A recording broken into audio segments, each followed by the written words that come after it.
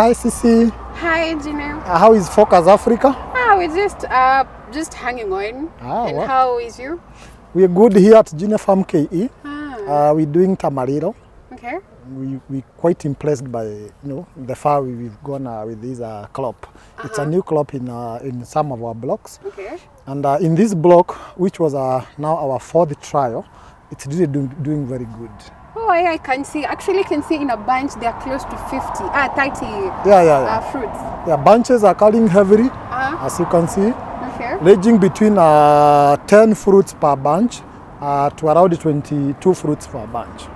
Okay.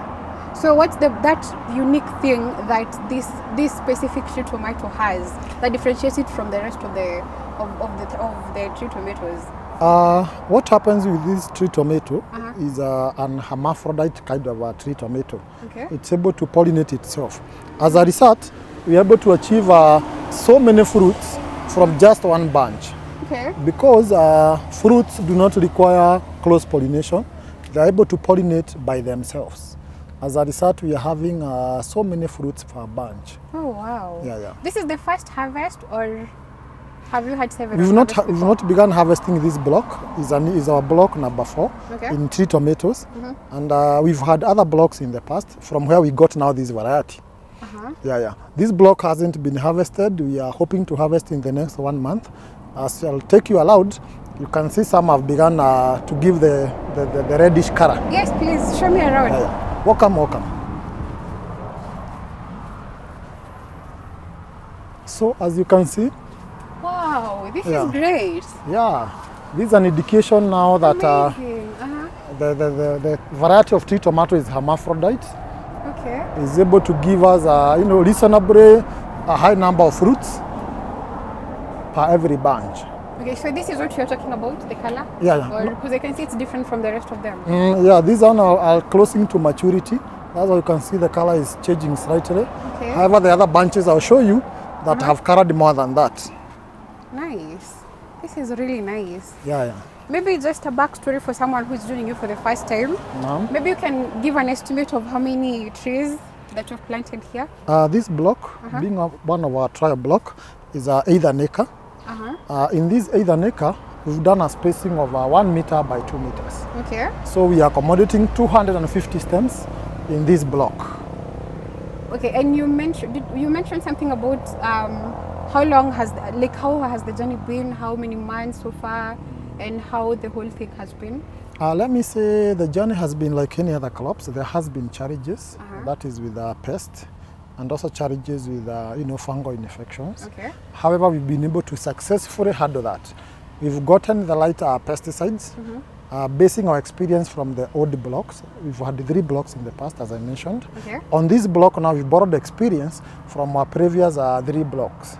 As a result, we've been able to handle the pests and diseases quite comfortably. Okay. That's why we've been able to achieve now, these are quite impressive results. Despite everything, how does it feel for you that finally you'll be having your first harvest? I feel very happy, very happy, very happy. We didn't begin here as Gina Farm KE. Okay. We began actually with, in our block 1, there were so many, challenges that we were not able to handle by then. So we moved to block 2, which was also a very small block. We did our block 3, we still with the challenges, but our block 4, I can attest now that, it's been more successful than all the other blocks. Maybe just by the way, can you maybe give us maybe any competitors, or are you the first person to do this whole tree tomato planting kind of farming? Let me say in this area, an area this is Moya, is a constituency in Kirinyaga County. It's the Lower Kirinyaga. We refer to as the Lower Kirinyaga. Okay. It's a very hot area. The cash crop here is rice. Okay. Yeah, rice is fed by the high temperatures and irrigation. So this area, it's been perceived that tree tomatoes will only do well in the cooler areas, the upper parts of Kirinyaga, where tea is grown, where coffee is grown. However, for us, we decided to try it now here, where it is very warm. Actually, it is at times, it's actually hot. Okay, like extremely hot. Yeah, very hot. Okay. Very hot. especially when we near the season where rice is harvested. It's normally very hot, which favors now the the rice growers to dry their rice ready for for taking to the mills. Okay. So we decided to try this, and it has worked despite the high temperatures. As you can see, it has worked really good. Yeah. So you're just saying that you're the only person who has done this around this Allowed area? this area Moya side. I think okay, Gina Farm KE, we've not seen any other grower of these allowed the Moya region. Okay. On the upper side, the very cool areas, the Majani Chai areas, and the coffee areas, we've seen many farmers grow them on that side.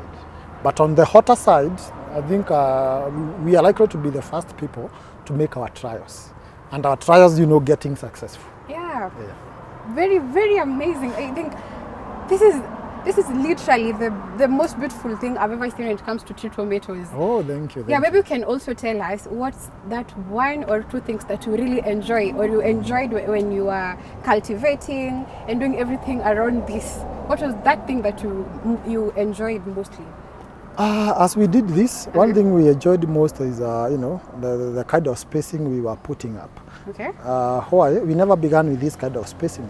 We've adopted a spacing of 1 meter between the stems and 2 meters between the rows. Okay. In the other blocks, we had a different kind of spacing. As a result, we would encounter a number of charges, like breakage of branches that would fall all the way to the ground. However, in this block, we adopted now, a different kind of spacing, basing on our experience, and we can attest so far.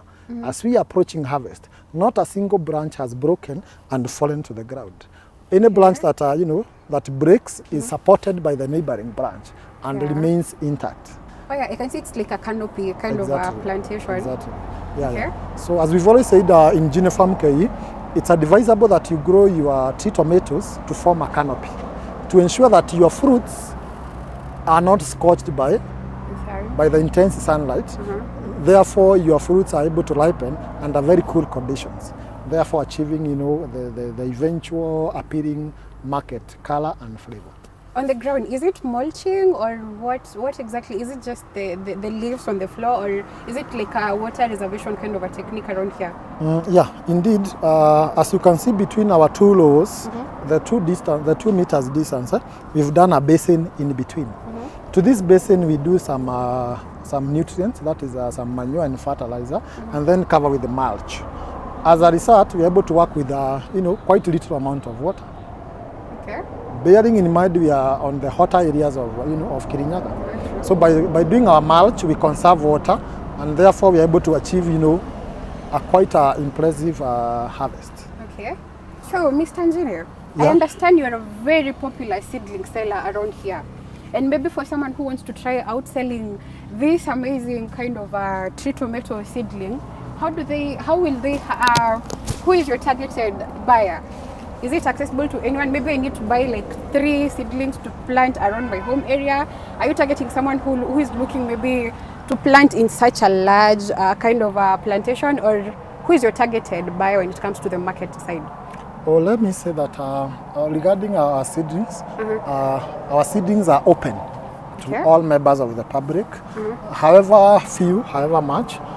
However, for the large buyers, we normally advise them to place an order. Okay. Because one thing we do with our seedlings, when it comes to fruit growing, we take them through a process. We grow them in a block number 1, block number 2, block number 3. By the time you're getting to a block number 4 like this one, we've been able to sieve the varieties that are not performing, the non-performance. So we have only left with the performance. In our performance, I mean we are left with the hermaphrodite kind of varieties. Varieties that will easily, whose flowers will easily form fruits. Okay. So you'll find that in our cases, we rarely ask our farmers who get seedling from us to continually spray against flower abortion. Instead, our varieties are able to pollinate easily. Okay. Therefore, you spend less on ensuring your crop are forming fruits. Okay. Yeah. Oh, this is nice. I actually, I don't want to get out of here because this is so nice. The canopy is amazing. And maybe one last thing you'd like to tell your targeted audience or targeted buyers, anything that you'd like them to know about this specific block? This block is one thing I like to, most of the my neighbors and you know, other distant farmers, is that this block is open to the public. Okay. This being a block number 4 is open to any member of the public for the purpose of learning. And if anyone wants to do, you know, a block like this one or bigger scale of a block, we are at the farmer service. We basically work with the farmers. Okay.